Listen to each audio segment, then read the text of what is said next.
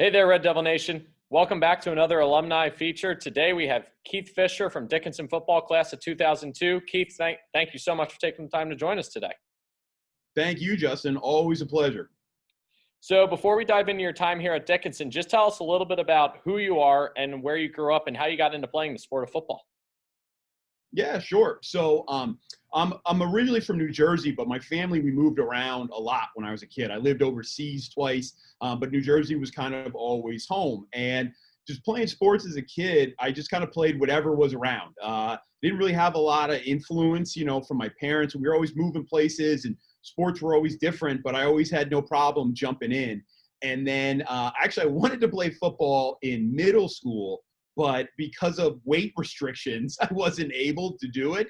Actually, I remember a great story about a coach telling my mom to put me in a garbage bag and make me run around the house till I could lose weight to play football. My mom said, "You're never doing that." And then eventually I fought my mom. And then finally, sophomore year of high school, my mom let me play. And it was, it's kind of love at first sight. I had, I ended up having natural instincts for the game, and it was phenomenal. And like I said, most importantly, when I think of football, it led me to Dickinson, which made a huge difference in my life.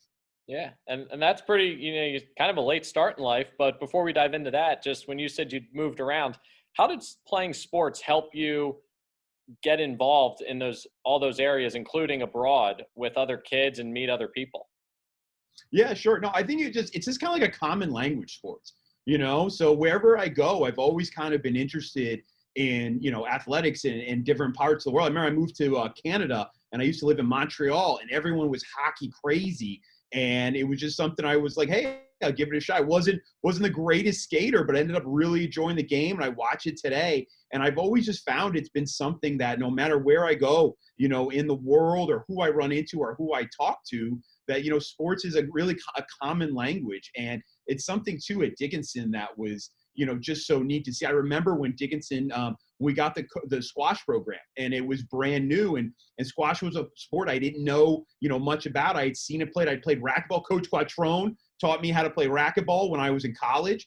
And so I said, hey, I'll give squash a try. And then I remember Coach Sackvey was there, taught me a couple things, started playing with different people, and it was just awesome. I met professors on campus who I had never even known before, because they were down there playing squash. So sports such an awesome thing to bring people together, and it's always been that way for me. And it's something I really believe in. Going back to your high school career, you said you started as a sophomore, so you got a late start in football, but still ended up being able to play in college. What attracted you to the Dickinson football program and to Dickinson in general, and what made you interested in pursuing football at the collegiate level? Yeah, actually, it's a kind of a funny story about that. So like I said, I started late. Basketball was my first love. I played basketball a ton when I was a kid. Used to spend the whole summer playing basketball. And I always joke around, if I was like 6 inches taller, I really would have been an impressive basketball player. But, I didn't have that ability, but something I pursued in high school. But that aggressive nature of football just spoke to me. The things that if you did in a basketball game, or if you did in the hallway at school, you would get in trouble for. In football, it was have at it. And that really just something, at a young age, to be able to get all my aggression out in something was I loved it. And then funny enough, how football led me to Dickinson, I had the recruiting process was a lot later on when I was in high school. So I had started to get a little bit of buzz from coaches the end of my junior year. And then it really was my senior season. I had a really good senior year, and I got a lot of interest that came in. And I remember, the feeling of coaches back then would call you on the phone, or get you out of class. They would come visit you at school. And I started to get a picture of where I wanted to go. And I had a lot of schools, like some Division I schools that wanted me to walk on, a lot of Division III schools, some in Centennial. And I'd actually met most of them first. And I started to get this picture of where I wanted to go. And Dickinson wasn't really in the mix. And my coach told me one day, he said, hey, there's a coach from Dickinson College who would like to see you, and it'll be here at school tomorrow. And I said, coach, I think I'm all right. I've met a lot of schools. I think I have an idea of where I want to go. And my coach said, well, he's going to be here during second period. And that was my English class, and I wasn't really fond of the teacher at that time. So I said, you know what, coach, on second thought, I'll go see that coach on. And, you know, it was one of our assistant coach at the time who actually left the program, and I talked to him, seemed like an all right guy. But then when he left, Coach Bro took over, and, you know, and then I went and visited and started to progress from there. And I joke around, I don't think I had any idea how much of a perfect fit Dickinson was for me. And when I was going through the process of picking, I really just feel so grateful that I did pick it, because, you know, it ended up, I had tremendous success in athletics. I met, you know, some of my best friends in the world. I met my wife. I ended up being successful in school. I met some great teachers who I'm still in touch with today. So it was really, you know, really count myself lucky that I got out of second period class to see that coach. Yeah, thank God that they came during second period English class, or we may not even be having this conversation. Exactly. When you met with Coach Bro, you know, before we dive into your time here, you said you started to get this image of what you wanted in your educational experience at the college level. What were you picturing, and how did Dickinson check all those boxes for you? You know, there's two components. There's definitely the Coach Bro side of it, and then there is the school side. And, you know, anyone who's ever met Coach Bro, just, you know, I've never met someone who said a bad word about the guy. He's just such a nice man. You know what I mean? He was a great football coach, obviously, but he's such a great guy. And, you know, he was very honest with me. He was very upfront, which I didn't feel like all the coaches were. And it was just this kind of natural feeling. And then I met Coach Quattrone and the rest of the staff, and I really just liked everyone there. But as I got to know them, I started to learn more about the school. And, you know, one, I think it was the idea of liberal arts jumped out at me right away. I had no idea what I wanted to do as a profession. I joke around now that who knows, I jumped from a couple different careers, and I always have found things that I've been passionate about. And at that time, at 18, to pick something, you know, to major in, that would have been a bad idea for me. And so getting to Dickinson and learning about all the different options, you know, I eventually became a political science major. But I joke around, you know, I took a class with Barry Tessman in statistics that I think was immensely helpful for me. And I use it now in my job as an admissions counselor at an independent school. I used it when I worked in the NFL. I've used it so many different places.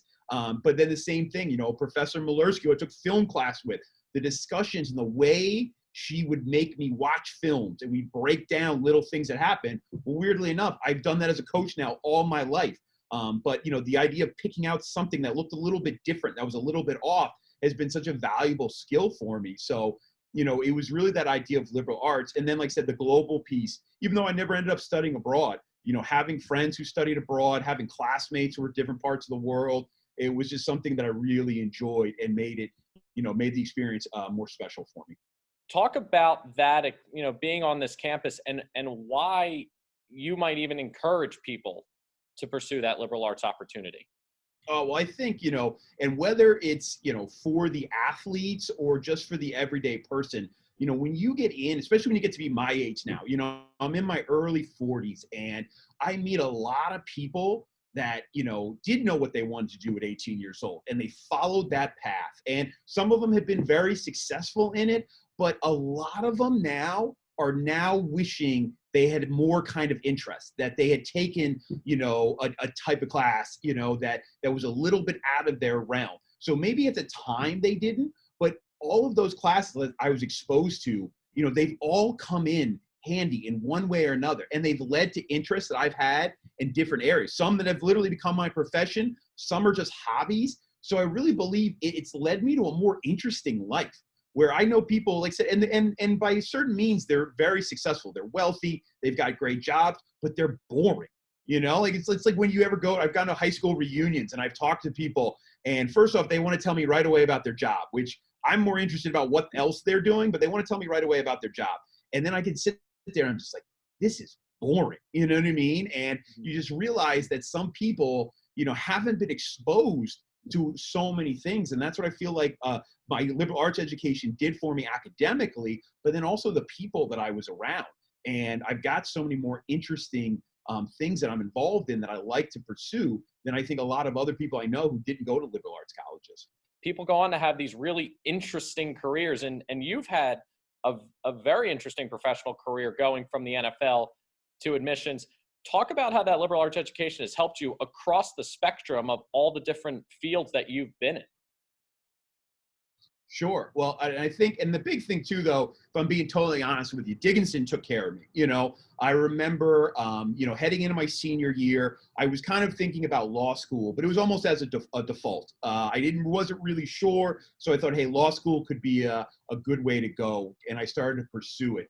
And then, Coach Bro came to me and he told me about a Dickinson alum that we have, Scott Cohen, who's the class of a 1990. Scott's just a phenomenal guy. He worked for the Philadelphia Eagles at the time. So I ended up getting a foot in the door, through Scott, and it ultimately ended to an internship.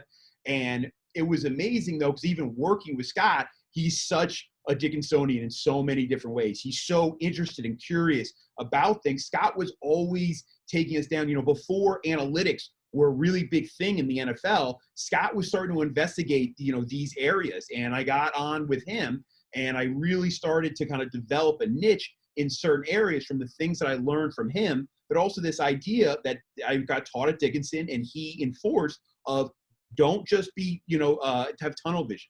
Really don't be afraid to get outside the box and look at something from a different perspective. And that, really helped me be very successful in my career there. But then, like I said, I worked in the NFL for, almost my whole 20s. I was there for about 10 years. And I enjoyed it, but it is, it's a grind.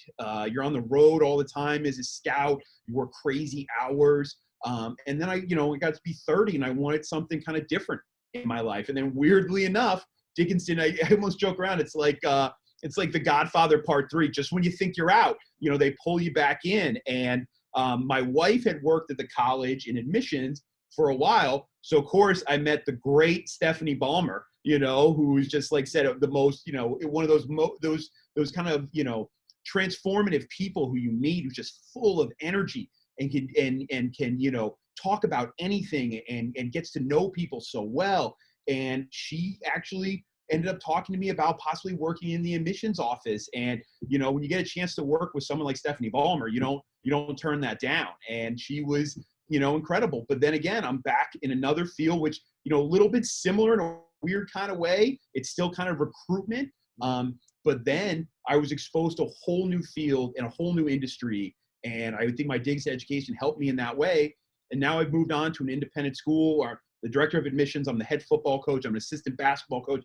I get my hands involved in so much, whether it's, different clubs, the equity inclusion team we have, so many different things. And and people are always kind of like, wow, you're a bit of a jack of all trades, but that really came from my Dickinson experience, where I was exposed to so many great people and so many great things. Taking a look now at your athletic career, you were here during a great era of Dickinson football. Talk about the lessons that you learned from Coach Bro and Coach Quattrone and the relationships that you were able to cultivate with your teammates on and off the field.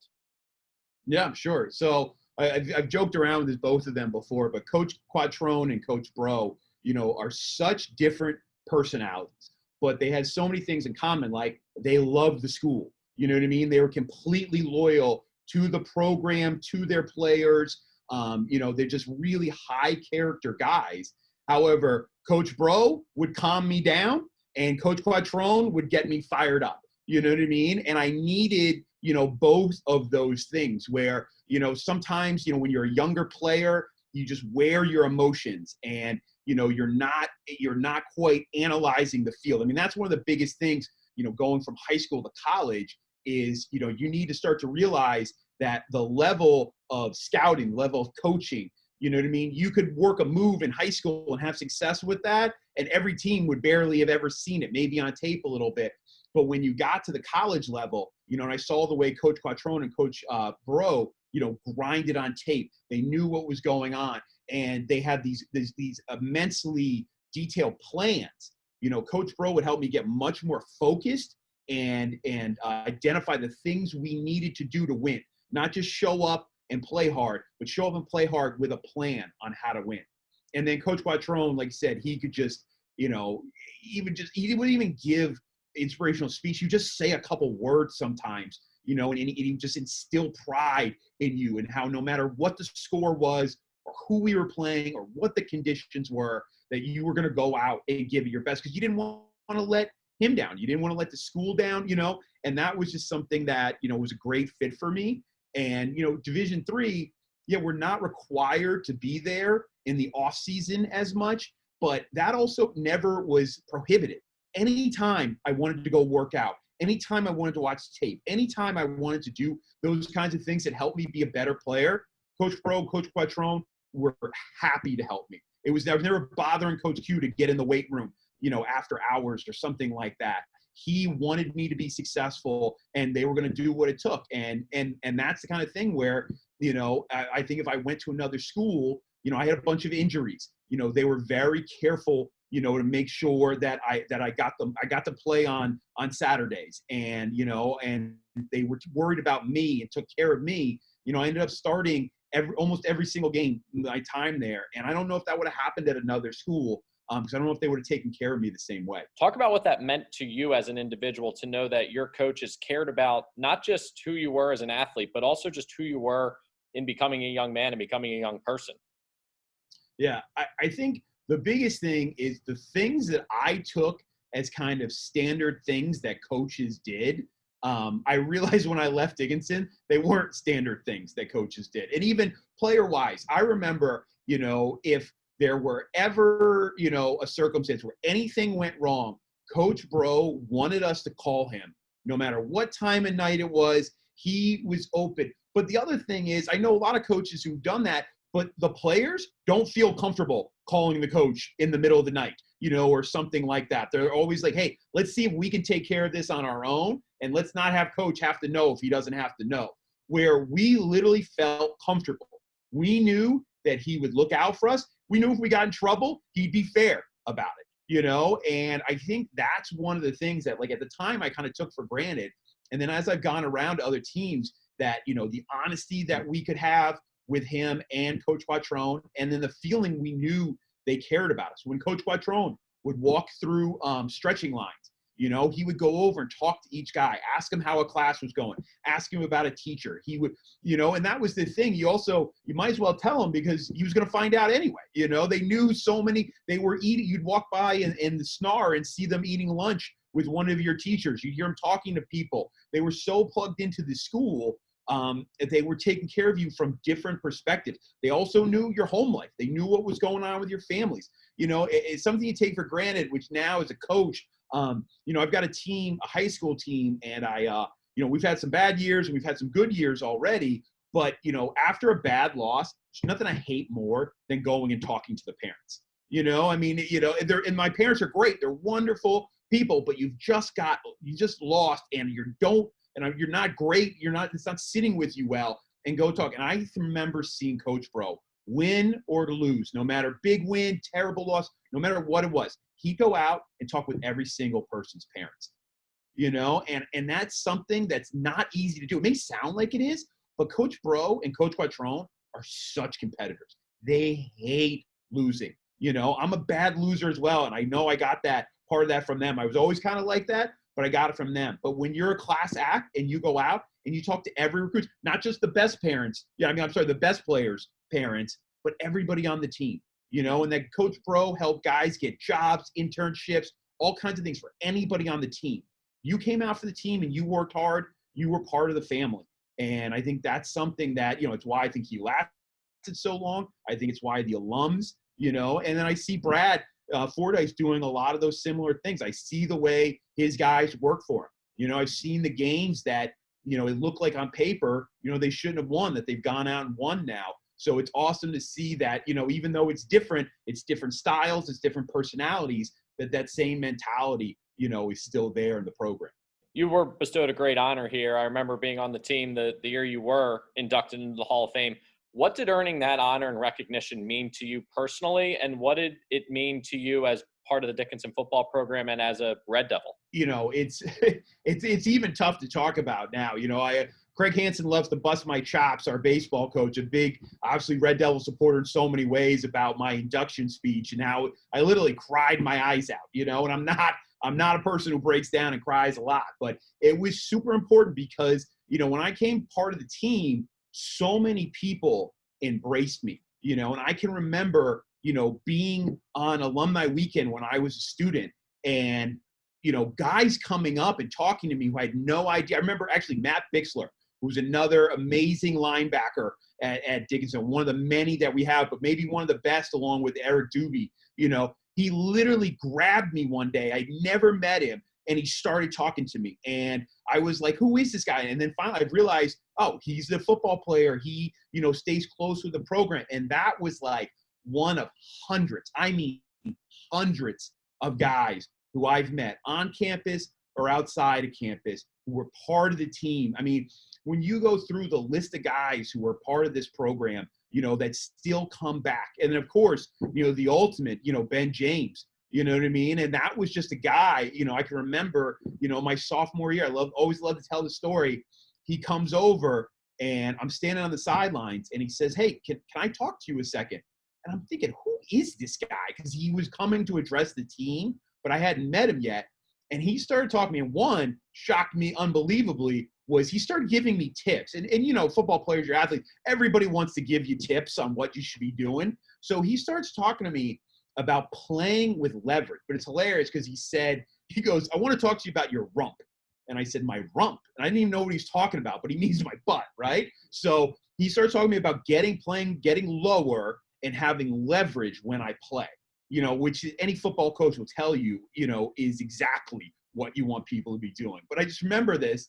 And then he tells me this story, and then he comes to talk to us afterwards, and I find out who he is, that, he played at Dickinson, he coached at Dickinson, he's held every position at Dickinson, and, and he remembered me, you know what I mean? For the rest of my time, he'd see me on campus. When I worked there after, anytime he'd run into me, he always would remember me, and that was just something that, like, you just felt like, oh, could I be like one of these guys? Or I want to be like one of these guys one day. I want to know the guys on the team. I want to help them out, so that was always a big thing for me. And then, getting to be introduced to a group of a program that dates back to the 1800s and has had so many great players, and it's something that I put a lot into. I believed in the program. I did everything that I thought was right for the program, and then to get an honor like that, it's you can't really describe it other than the fact it just meant so much to me because of what it was, and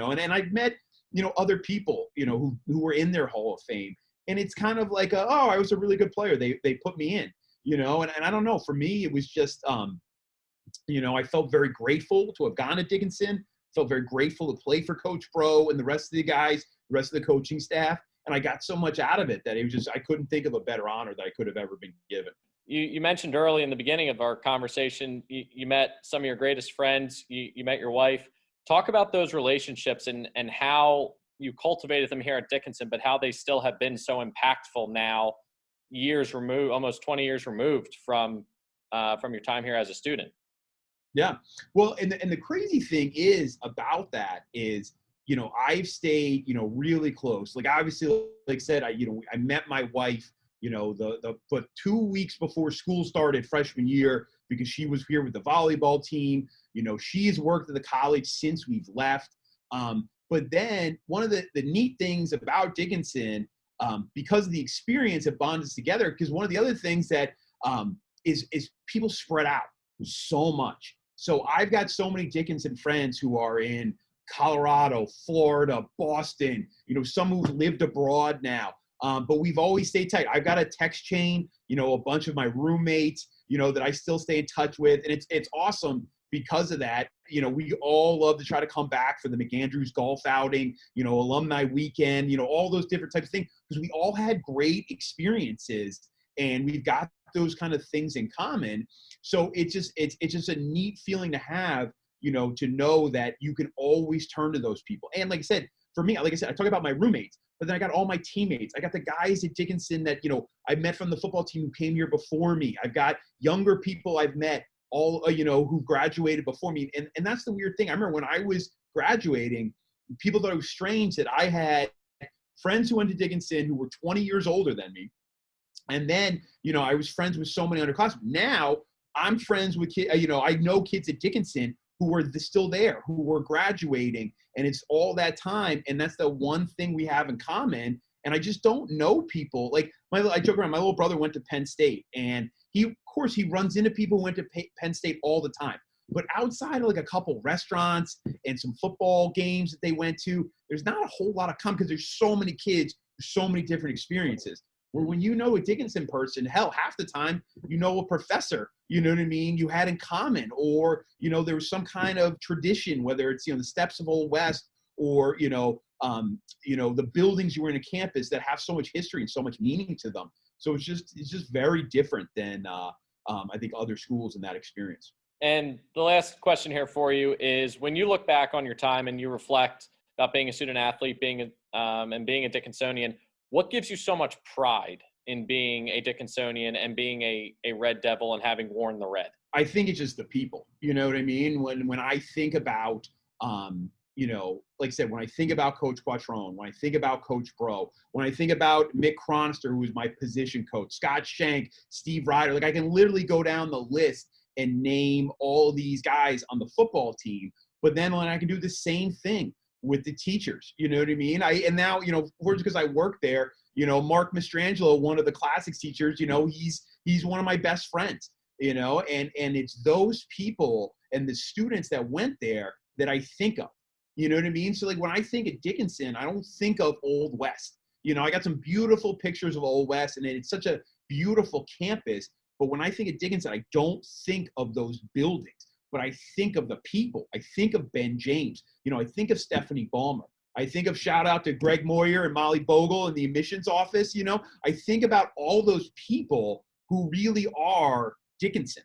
And, and don't get me wrong. I'm sure there's been a lot of people who've come and gone and been associated with the school, but I think the college is really fortunate that they've had people who stayed for so long and connect those generations of people, So when someone meets someone today, a professor or coach, and they say, hey, you know what, you need to meet? You need to meet Keith Fischer. You need to meet Justin Farrell. You need to meet these people. And that's the thing that, always gives me a tremendous sense of pride.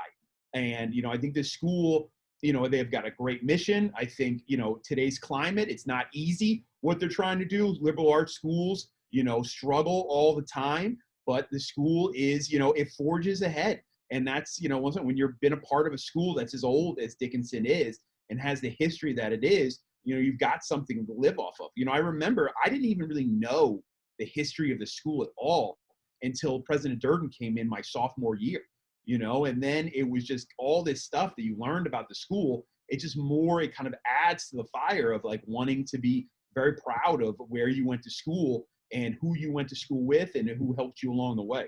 Well, yeah, we really appreciate you taking the time. I mean, like I said, these answers have been right on the money. I think there's just so much to unpack about Dickinson that it's hard to keep answers short, in all honesty. Yeah.